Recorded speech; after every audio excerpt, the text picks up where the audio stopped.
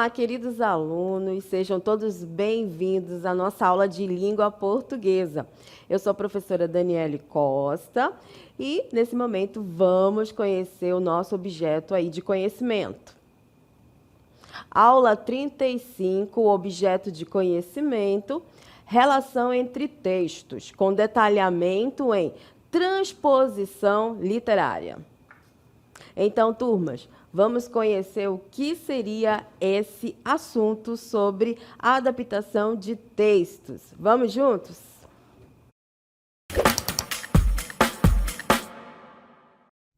Então, turmas, estamos aqui para falar sobre adaptações de textos, né? Nós trouxemos aqui uma referência de um livro lá da Antiguidade Clássica, que traz como referência o mito da caverna. Então, estamos aqui diante de uma caverna que Platão ele vai fazer uma metáfora. E eu tenho duas indagações para vocês. A primeira indagação seria: vocês já ouviram falar de pessoas que acreditam em algo por muito tempo e depois descobrem que não era bem assim, né? Será que vocês já ouviram alguém que acreditava em algo e que, com o passar do tempo, foi percebendo que esse algo não era verdadeiro? A segunda questão: vocês já sentiram que aprender algo novo mudou a forma como vocês veem o mundo?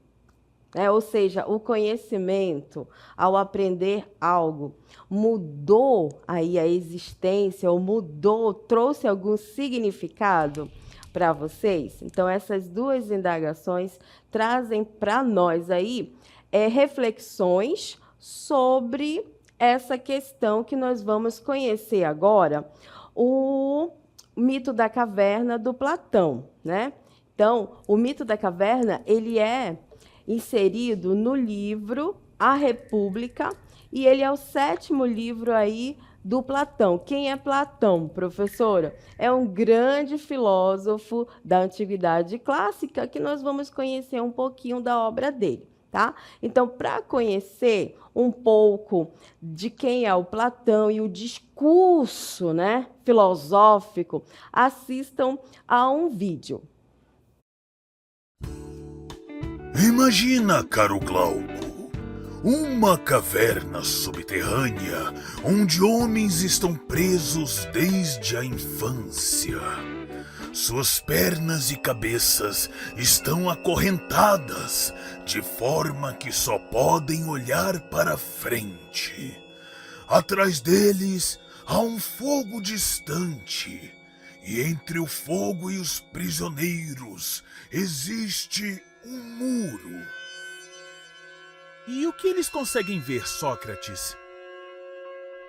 Apenas sombras, meu amigo. Sombras de objetos que outras pessoas carregam por trás do muro. Essas sombras são projetadas na parede que os prisioneiros encaram. Então, eles pensam que essas sombras são a realidade? Exatamente. Para eles, as sombras são tudo o que existe. Nunca viram nada além disso. Agora, imagine que um deles seja libertado. Primeiro, ele ficaria confuso e aterrorizado ao ver o fogo. A luz seria dolorosa e ele não acreditaria no que vê. Precisaria de tempo para entender que os objetos ao redor são mais reais que as sombras. Deve ser difícil para ele aceitar isso, depois de tanto tempo acreditando nas sombras. Sim, mas com o tempo ele se acostumaria. Agora, imagine que ele seja arrastado para fora da caverna e veja a luz do sol pela primeira vez. O sol seria insuportável. Ele não conseguiria olhar diretamente para ele. Verdade? Primeiro, ele veria apenas sombras no chão, depois os reflexos na água. E, finalmente, conseguiria olhar para os próprios objetos iluminados pelo sol. Por fim, compreenderia que o sol é a fonte de toda luz e vida. Mas e se ele voltasse para a caverna? O que aconteceria com ele? Se ele voltasse, seus olhos acostumados com a luz teriam dificuldade em enxergar no escuro. Os outros prisioneiros ririam dele e diriam que a viagem para fora da caverna o deixou cego. Talvez até o rejeitassem ou o atacassem. Então, a verdade pode ser perigosa para aqueles que ainda estão presos às sombras? Sim, Glauco. Libertar-se da ignorância é difícil e doloroso, mas é a única maneira de compreender a verdadeira realidade. Cabe a nós decidirmos se queremos permanecer nas sombras ou buscar a luz. Entendi, Sócrates. Buscar o conhecimento é como sair da caverna. Embora seja difícil, vale a pena ver a verdade. Exatamente, meu amigo. Que nunca deixemos de procurar a luz.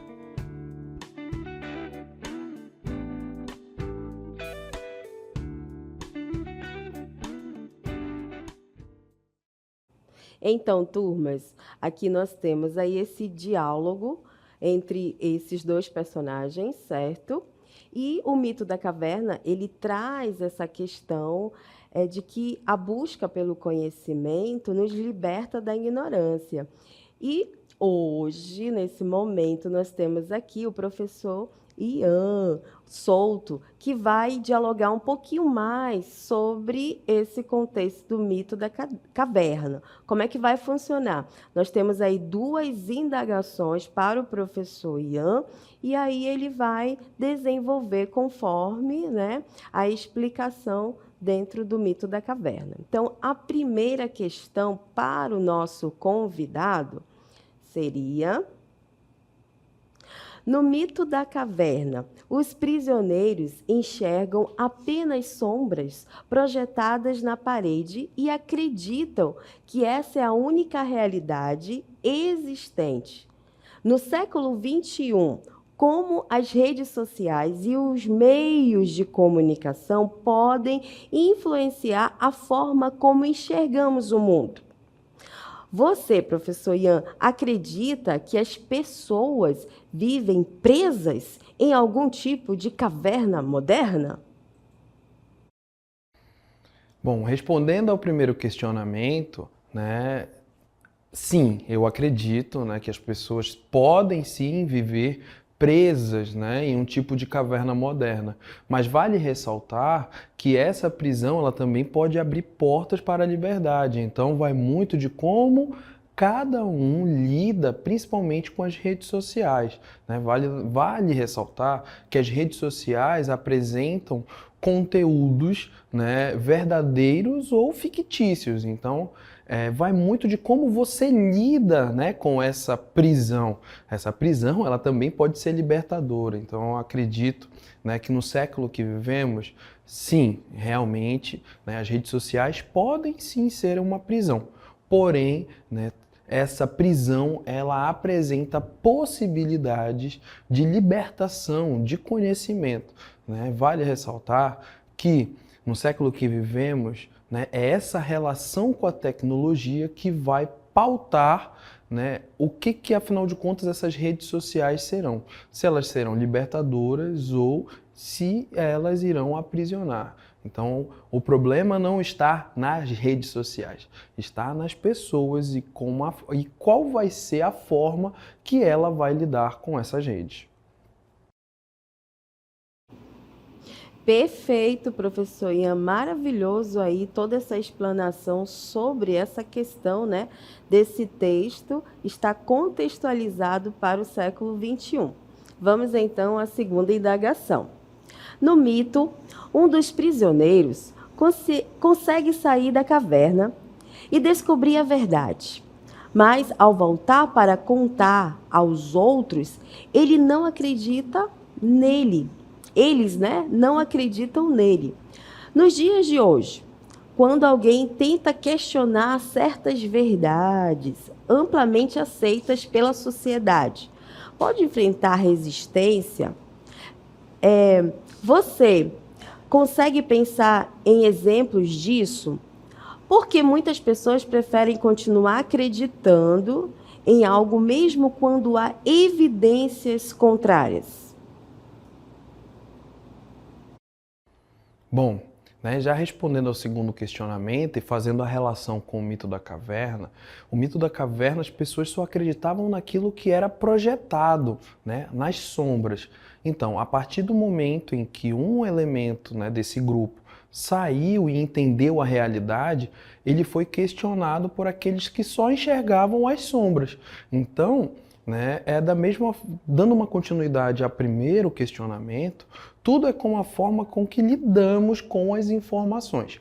Vale lembrar que desde o século passado, a ciência ela passa por uma certa crise, a partir do momento, principalmente ali das grandes guerras, onde a ciência ela foi utilizada para ceifar vidas. Então, a ciência ela já vive uma crise que vem desde o século passado e que, a partir do momento desse boom tecnológico e da conexão muito mais rápida, principalmente a partir das redes, alguns elementos foram amplamente divulgados e tornando assim a credibilidade da ciência cada vez menor. É muito fácil fazer crítica e conexões até lógicas, mas vale ressaltar que justamente a forma com que lidamos essa relação entre pessoa e redes sociais, pessoa e tecnologia, ela pode ser libertadora ou ela pode te aprisionar.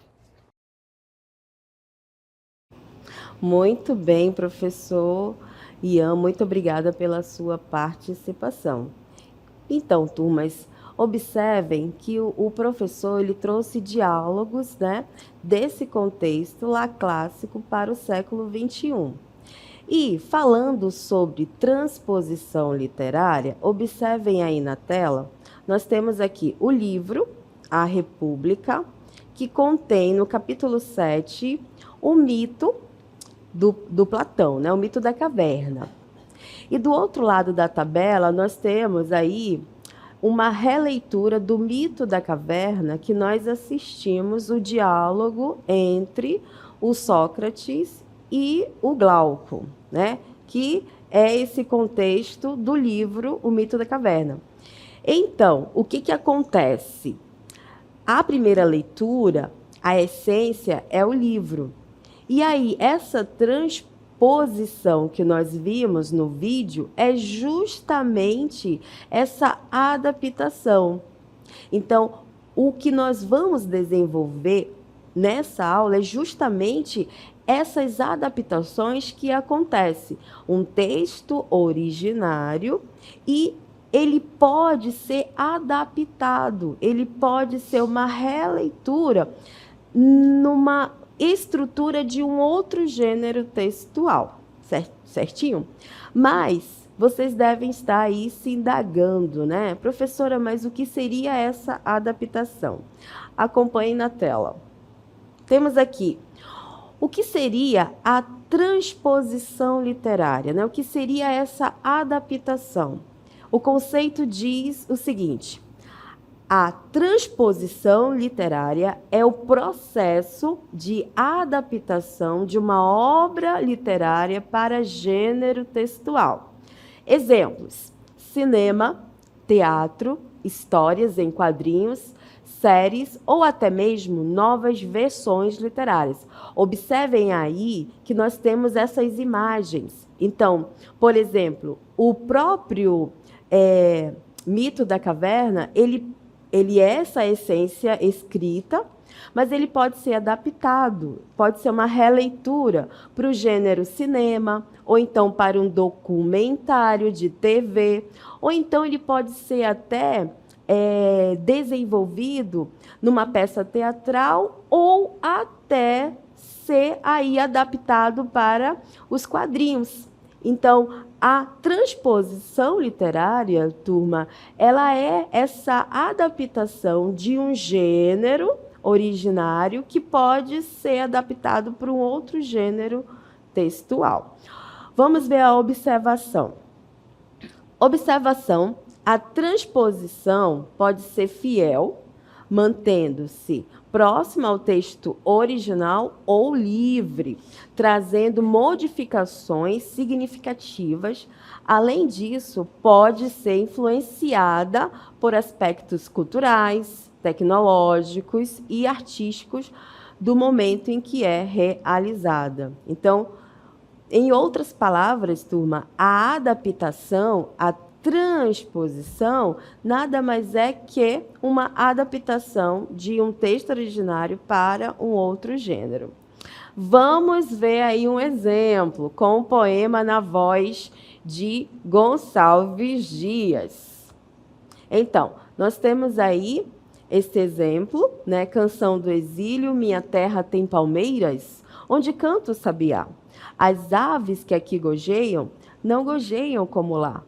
Nosso céu tem mais estrelas, nossas várzeas têm mais flores, nossos bosques têm mais vida, nossa vida mais amores. Gonçalves Dias. Esse é um texto originário lá do século XIX, quando o poeta estava em Portugal, sentiu saudade da sua terra e ele vai materializar essa saudade, turma, nos versos, né, da Canção do Exílio. E para que a gente possa perceber uma adaptação desse contexto poético, assistam ao vídeo sobre o hino nacional, um trechinho. Hino Nacional Brasileiro. Deitado eternamente em berço esplêndido, ao som do mar e à luz do céu profundo, fulguras, ó Brasil, florão da América, iluminado ao sol do novo mundo. Do que a terra mais garrida, teus risonhos, lindos campos têm mais flores, nossos bosques têm mais vida, nossa vida no teu seio mais amores.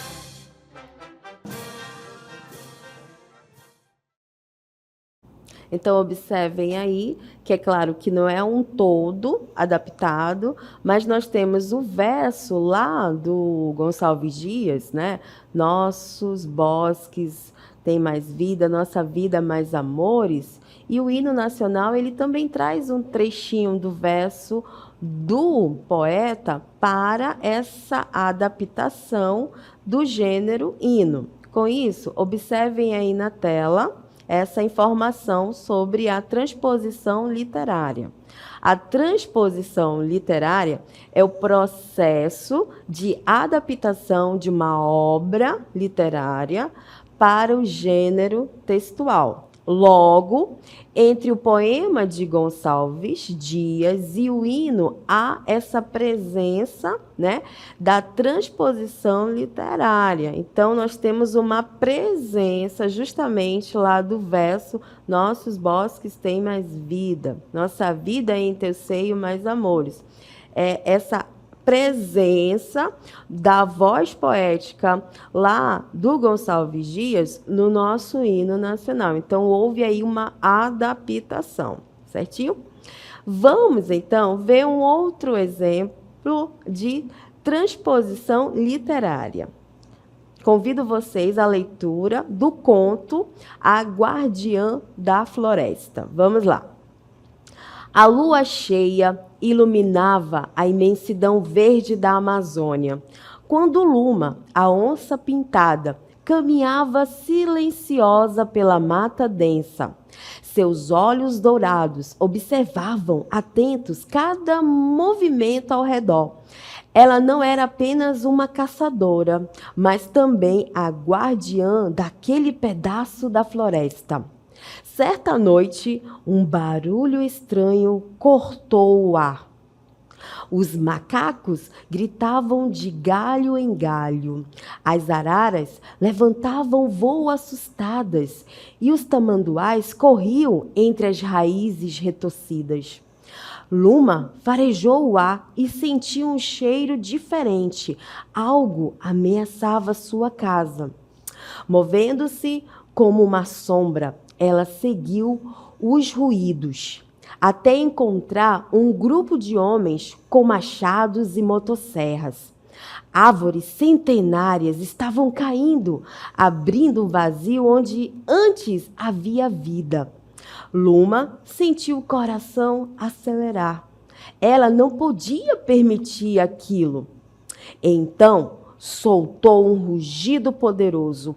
O som ecoou pela floresta.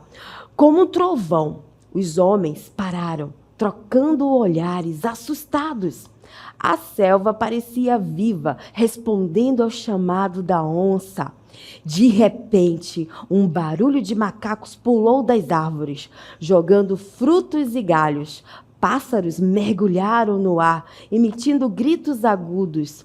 E os bichos preguiça, lentos, mas determinados, começaram a se mover na direção dos invasores. O caos se instalou. Os homens, apavorados, largaram as ferramentas e correram sem olhar para trás. A floresta, por aquela noite, estava protegida. Luma, deitada sobre uma pedra, observou a lua mais uma vez. Ela sabia que a ameaça voltaria, mas também sabia que a floresta nunca estaria sozinha. Enquanto houvesse vida, haveria luta, e ela sempre estaria lá, pronta para defender seu lar. Daniele Costa. Então, nós temos aí uma narrativa em que os personagens, né, os personagens que praticam a ação são os animais. Então, é uma espécie de texto personificado onde os animais pensam, agem e têm ação. E é um texto, né, escrito, ou seja, é uma narrativa que apresenta aí todo um contexto dos animais que protegem a floresta. Então, esse é o texto originário. Agora, vamos ver uma adaptação desse texto, mas em outro gênero textual. Vejamos aí na tela ao vídeo. A Guardiã da Floresta. A lua iluminava a imensidão verde da Amazônia. Entre as árvores e rios, vivia a Luma, a onça pintada, a guardiã da floresta. Mas naquela noite algo perturbava a paz da floresta. O cheiro era estranho. A ameaça estava próxima. A floresta estava em perigo. Luma sabia que precisava agir. A selva estava viva. Ela respondia ao chamado de sua guardiã. A floresta estava segura, por enquanto. Luma sabia que a ameaça voltaria. Mas enquanto houvesse vida, haveria luta. E ela sempre estaria lá. A Amazônia é vida. Proteger é dever de todos.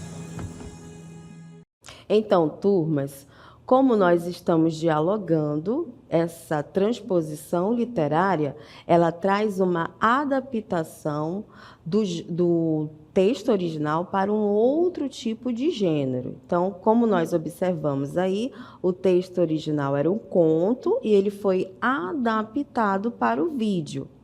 Agora vejamos uma outra adaptação desse conto a um poema. Vamos lá ler o poema. Transposição literária, né? Gênero poema.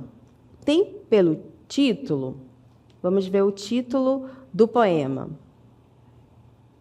A Guardiã da Floresta. Sobre a lua, a mata dança, verde imenso a se espalhar.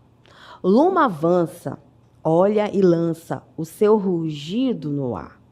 Vento sopra entre as folhas, o perigo quer entrar, mas a selva, forte e viva, nunca deixa de lutar.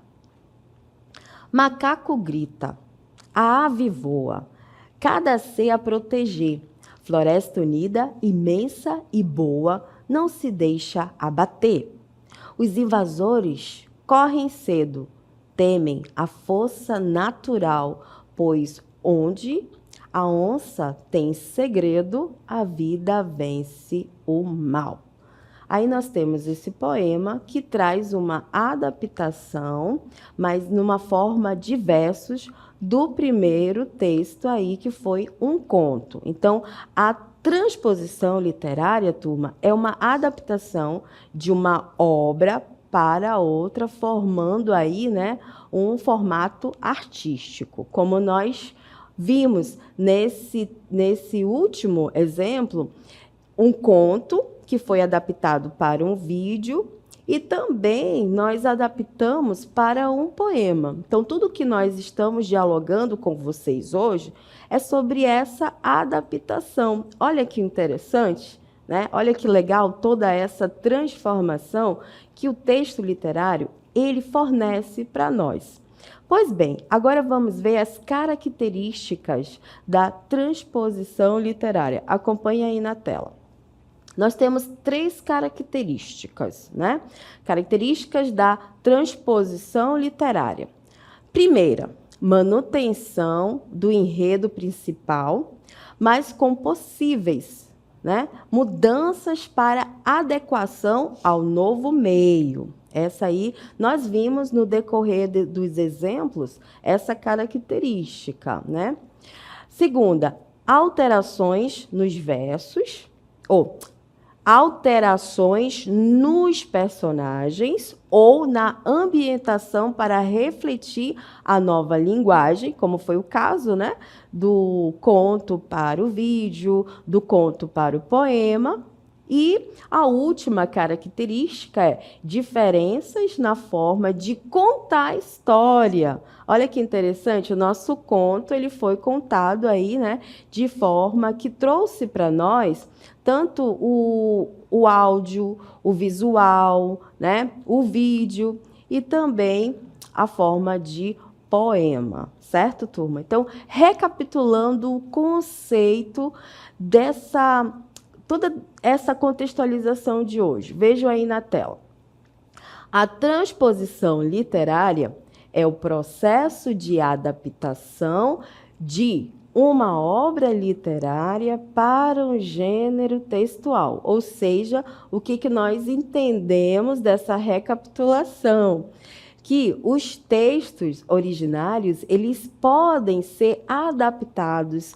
É também um outro sinônimo para isso, fazer releituras, né, de um texto original para outro texto. Então, turmas, nossa aula ela se desenvolveu nesse contexto sobre essas possibilidades de adaptações de um texto original para outros gêneros textuais. Eu deixo um forte abraço a todos e até a próxima!